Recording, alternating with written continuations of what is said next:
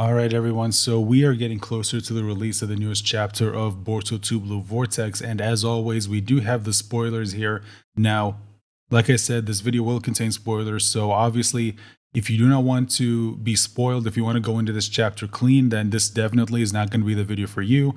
So if you're still here, as always, guys, I'm just going to assume from now on you are okay with spoilers, or you probably already know what they are. Now, there are some very, very interesting things that do happen in this chapter. I'm not going to go over everything because there's a lot of context that's missing. We don't obviously have the whole chapter, so I'm going to obviously not come to any conclusions just based off what we have here. I am going to give some of my thoughts on what we have, but I'm not going to make any final judgments until I have the final chapter when it's officially released, which, by the way, that is when my chapter review is going to be released on the channel, either on the day it's released or maybe a couple of days after. Depends on when I get the video done.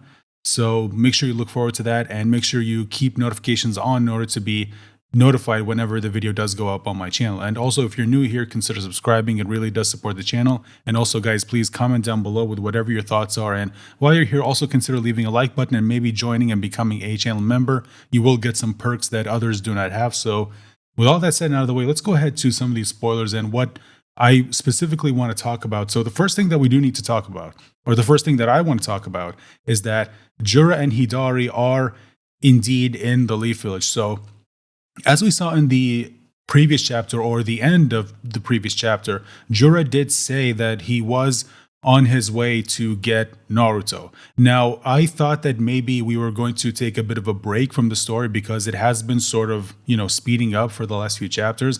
I thought that maybe Kishimoto was going to slow down a bit and then get to Jura and Hidari and the rest of the Shinjuu, making it to the Leaf Village. But no, it seems like we are immediately going right into it.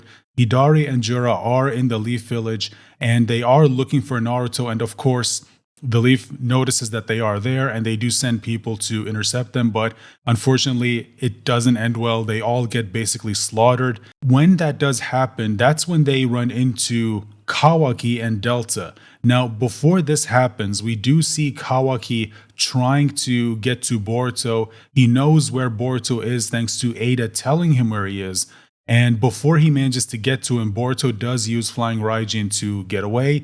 And then after that is when they immediately go to intercept Jura and Hidari. But when this does happen, it unfortunately doesn't really end well for him because Kawaki hasn't really looked the best in the previous few chapters, and this chapter isn't really helping him because he gets into a fight with Jura and he loses, and I mean he loses badly. He even uses Sukuna Ikona. He tries to surprise him with a chakra suppressing rods like we see Ishiki and we saw Jigen do all the time when they went up against Naruto and Sasuke, but that doesn't work. He uses Sukuna Ikona to try and sneak up behind them. Doesn't work. He tries to use karma against them, doesn't work, and just immediately gets knocked out. So this chapter is not making Kawaki look good. And I can understand why Kawaki fans are not really happy with Boruto 2 Blue Vortex because their favorite character is not really looking all that good in the most recent chapters, this one included.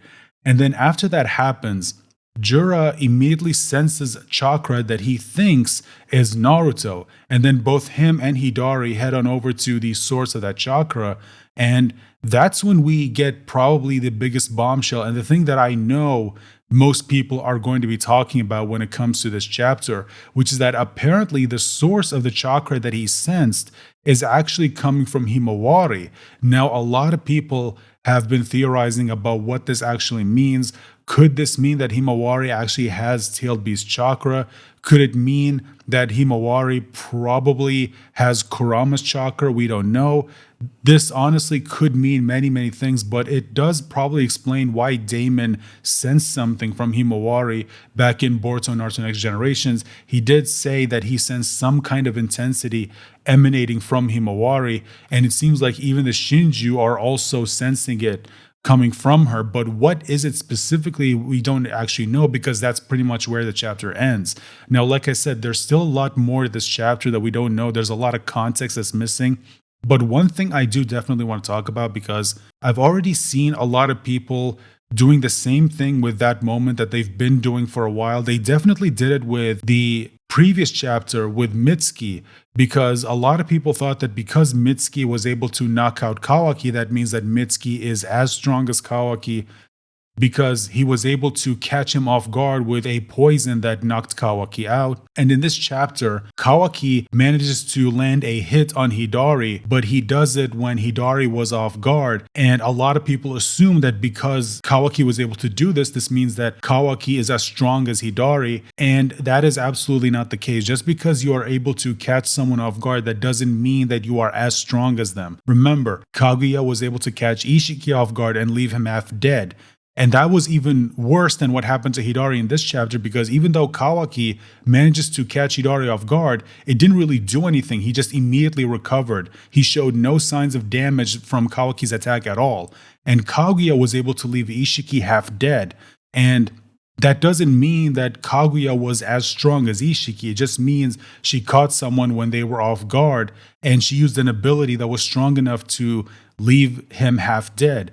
And remember, in Boruto Naruto Next Generations, both Jigen and Ishiki were caught off guard by Naruto and Sasuke. Sasuke was able to catch Jigen off guard, Naruto was able to catch Ishiki off guard. That doesn't mean that they were as strong as those characters. Just because you're able to catch someone off guard, just because you're able to catch them with a sucker punch, for example, that doesn't mean that you are as good as that person. It just means you got a lucky hit when the person wasn't really paying attention.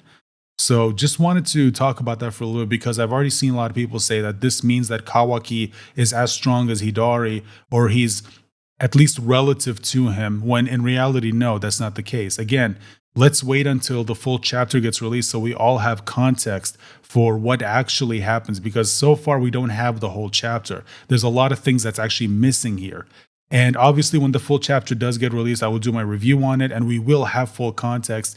And make sure you keep an eye out for that by making sure you have notifications turned on again, guys.